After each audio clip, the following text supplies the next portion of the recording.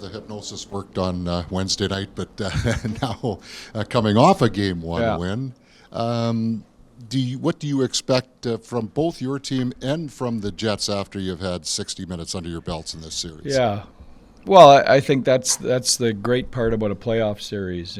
It's everyone's looking at their own adjustments. What they want to do differently, what they thought worked, what they got to get better at. That's what we're doing. I'm sure Arnie's doing the same thing. So, I expect them to be better in the areas that maybe we expose them at, and we're trying to do the same thing on our end. I haven't seen who's out there for your optional yet. Is Miro a possibility, or is he? Miro's out. He's out for tonight. Okay. Yeah, same lineup as last game. What have you seen from the defense? We've asked you this before, but just little things. Guys have stepped up quite a bit. The Petrovics, solid. Cody's. They've,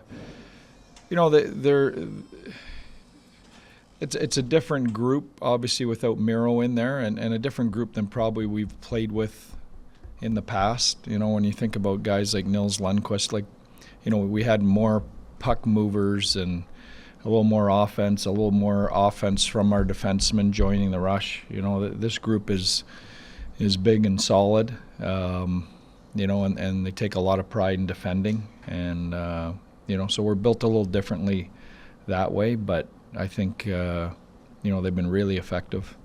Analytically, you guys give up more shots or more shot attempts. Does that change how things go? I mean, I think early in the year when Miro was here, it was like 26 shots a game. In the last part, it was like 32 or whatever. Does that surprise you? Yes. Really? No, I'm joking. It's just. I mean, you're taking one of the best defensemen in the world out of your lineup. And when I say best defenseman in the world, he might be in the top 5 defensively. So not gap. Not necessarily, doesn't even take into account, the puck possession and the time we have the puck when he's on the ice. So that doesn't surprise me. But we found different ways, and we give up some shots. But we just came off a 7-game series against Colorado Avalanche. There's not a team in the world that isn't going to give up shots. So I'm okay with that. Analytically, S is a guy who gives up shots and yet is plus 30-something. Yeah. I mean, it's interesting because it doesn't make sense on paper, but it makes sense when you watch him. Yeah. Well, yeah, exactly. I mean, and that's why it's, statistics are dangerous, sometimes. I think that's why you have to watch the game and the eye test and see what's really going on. Hey, Pete. Hey, Neil. When you're kind of putting a new line together, like the Marchment, Johnson, Robertson line, this time of year, how do you evaluate them? How quickly do you want to see things start to click, and just how does that process work? It's a good question. I mean, you want to give it time to work, and it's always also the situational. I mean, Jason Robertson hasn't played yet in the playoffs till last game, so you want to give him a few games to at least get up to speed before you start making judgments on his play or the line's play that he's playing on, because that's just real. He's jumping into the deep end of the pool here, and he hasn't really even been skating until the last week. And having said that, I thought he did a great job. He came in and while he didn't play his usual game where he's dangerous offensively, he came in and did what we asked him to do, which was not disrupt our group. And he did a lot of little things. He finished checks. He won board battles. He was heavy. He was hard. He was good defensively. So, real credit to his buy-in to what's going on with our group to come in that situation and not try and impose his game on what we're doing. He just fit into what we're doing. And I want to say that because that's not easy to do when you're judged on points and scoring. So, credit to him for that. But, we're going to give it some time. I like the idea of our lines right now, and I think they're going to work, so I want to give them a little bit of runway. Pete, lots of familiarity with the two teams, but also the first time they met in the playoffs.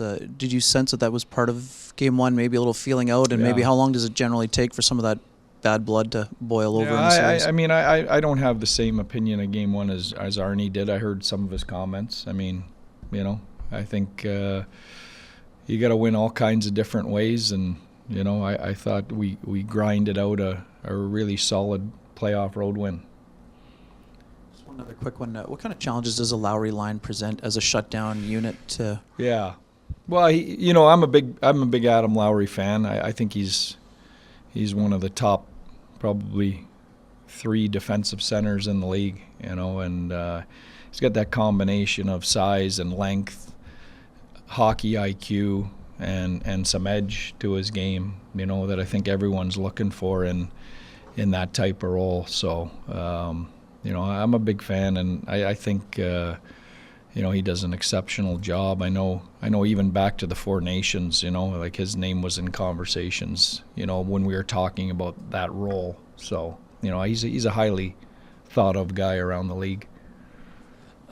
Back to Miro, I'm just wondering the psychology of it as a coach, as the players, to see him around, to see him that close, to knowing you've got one of the best defensemen in the world right there, and how you don't kind of submit to just the Well, I mean,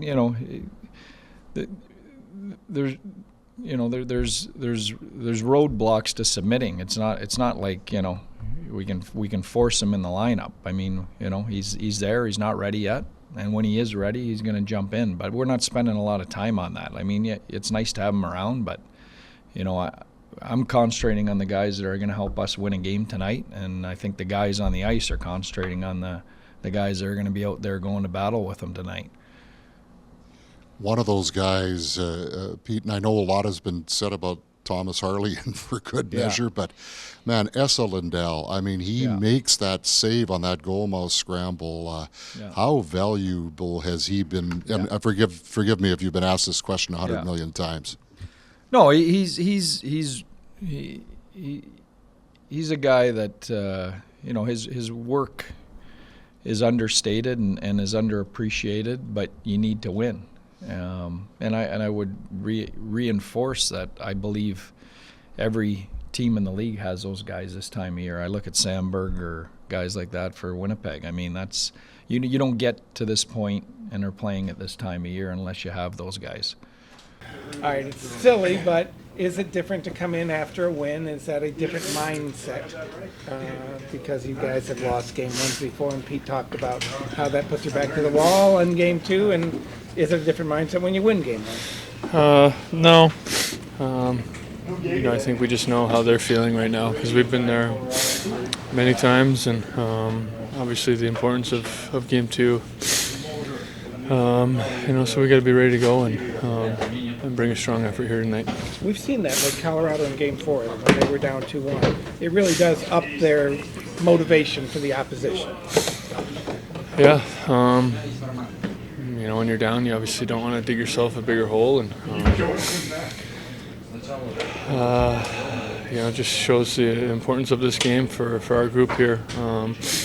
We know we're going to see their best, and we're going to be ready to go. Given all the experience that you've had in the playoffs, I wonder what you've learned from that and walking away from a game 1 and finding a way to win different ways in the playoffs. You play so many game 1s against different teams, and you win some, you lose some. In the end, it's just one game. You got to move on quick after a win, and move on quick after a loss, and refocus, and get ready for that next one.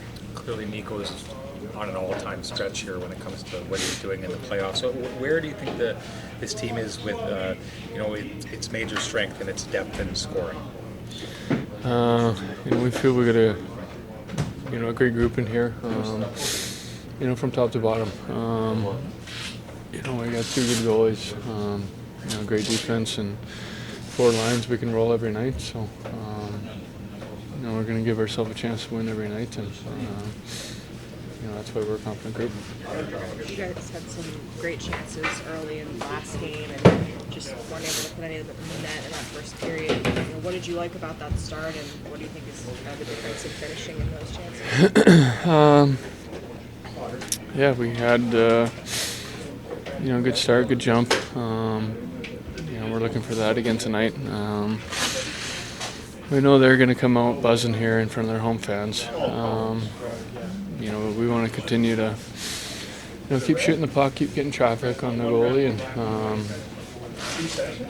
hopefully we'll sneak one in there. We asked Tyler last game just about you two playing together for more than a decade. Is it fun still? Because we've seen you out in like a practice or a pregame skate. It looks like it was 10, 12 years ago. Yeah, it's been a minute, but it's always fun when we, reconnect and play on the same line. Obviously, we've been together for a while now here. Been through a lot together, so it's fun playing with him. He looks back at the journey. Do you ever look back and think it's been this long? Different brains. I don't know if you even need to think about that. It's kind of crazy how fast time goes in this league, but we're trying to stay in the moment here and enjoy these games together, and hopefully get a big win tonight. I saw after the last game, I think you got to put the puck in the board after the win. Is that just a cool thing? It's like wearing the cowboy hat. It's just part of being on a team and being a rookie. To do that in a Stanley Cup playoff game's got to be cool. Yeah, it's really special. I mean, this whole team, we have such good players. I mean, all the players will deserve to get a puck in the hole there. And last time it was me, but it was for sure a team effort. When you look at how much it's getting stirred up around Mikko, he obviously deserves all of it, but it is interesting too how they push to show just how deep this team is and how everybody's important. Yeah, I think Mikko has been playing really good. We need him for sure, but also like other players have been playing really good that aren't scoring so many goals. So it's for sure we need the whole team to do a long and deep playoff run. What's the challenge of Winnipeg? Obviously, you got to see them last game. They're going to be more revved up second game. Is there anything that they do well that makes it difficult to play against them?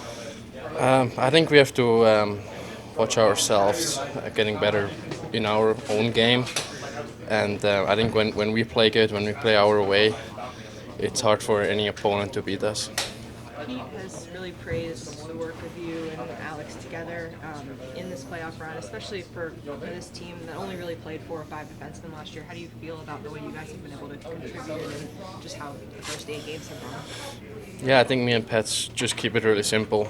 We play those 10 to 15 minutes a game, just really solid, defending hard, getting pucks to the net, just basic and easy stuff, but it's really important for the D coach or for the whole team that when we're out there we don't make any mistakes, so that the coaches can trust us. What does Alex do well that you like about playing with him? I mean everything. It's just an easy guy to play next with.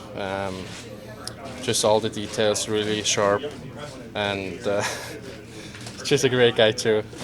So it's a lot of fun for sure. Does he like to talk? Does he like to communicate out there? Not at all. No. No, we talk a lot. I mean, the last 2 years we have been playing a lot of games together. I'm in the A now up here, and for sure we have something together, and it's easy to go along with. Curtis McKenzie got the Community Service Award down there. It's kind of a big deal. What was it like playing with him? I mean, he's been a big part of this organization for a long time. Yeah, he's first of all a great person. He has a awesome family, kids, wife, and it's no surprise he won this trophy. He's doing so much for the community, for the whole team, for the Texas Stars. It's great to see him winning this award.